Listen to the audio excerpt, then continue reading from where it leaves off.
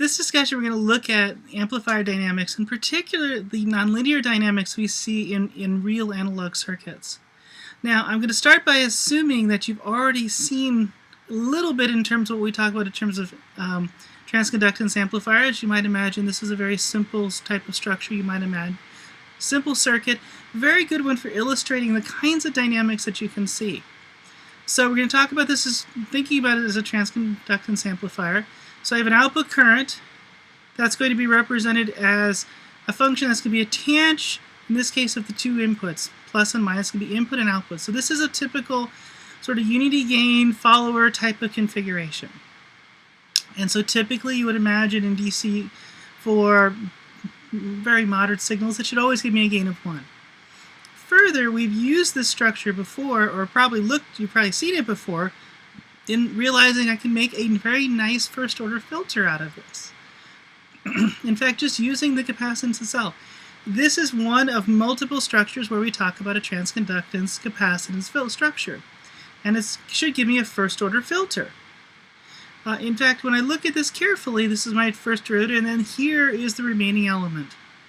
And many times we will want to say that this is going to be linear. Great.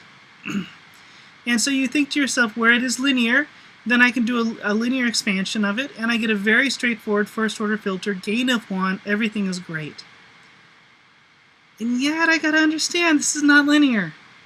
So what are the implications of saying it's not linear? Well, let's take a look at the graph of what tanh looks like.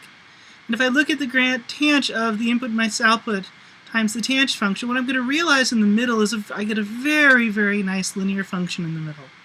And this turns out to be very useful and something that's used all the time. It's kind of why we like these kinds of concepts. But what you find is on the edges, in fact, I get currents that actually reach a constant level, plus or minus 1. And that's going to basically say for this current I have above that I basically am going to have a constant current, either plus or minus the bias current. Not particularly surprising in a theoretical model because this is probably coming from a differential pair. And at some point it's going to stop at one edge or the other. Now the question becomes, okay, what happens elsewhere? And number 2 is, how small is small? Well, one thing you can notice is if I'm sitting about 2 UT over kappa, and again I'm doing this for a subthreshold modeling, this structure looks relatively linear, and it's a reasonably good structure.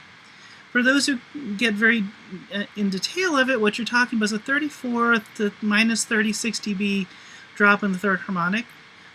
So it's visibly something you don't typically see, but you can certainly pick it up from a spectrum and see even the issues at this size if you are worried about it. But we will typically call this size the linear range of the system.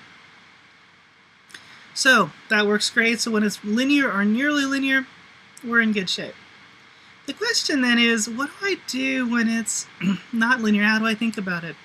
And again, we notice that there's a pretty tight region of where this is going to be nice and linear. And then what happens outside of it? Well, if I look at that and I take the extremes, well, this is going to be something that's going to be just sort of the bias current. And if so, we're going to be talking about a slope here of current over the capacitance as being what is typically called my slew rate. Now, in this particular structure, this is actually inverted to this. I'm not sure how that flipped over. It would be your bias current over your capacitance as your slew rate. Now, this gives me an interesting question. What does that mean by slew rate? Because you'll probably have heard of it and thought about it, but what it means is if I look at the simple solution, I'm going to get a constant current going onto a capacitor. So it means things are just going to increase linearly with time, versus having a typical sort of linear response, which is usually an exponential approach to the steady state. And so we'll typically see that it's these edges here and here that lead to slew rate. Now, you don't just want to look at this it's not always just going to be slew rate.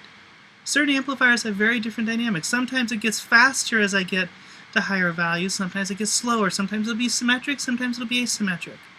All of these things matter as you dig into this further, and you have to really think about this in a high order effect in terms of most of your structures you're going to build. But in the end, this is what you would typically see in terms of the issues you have in terms of your amplifiers.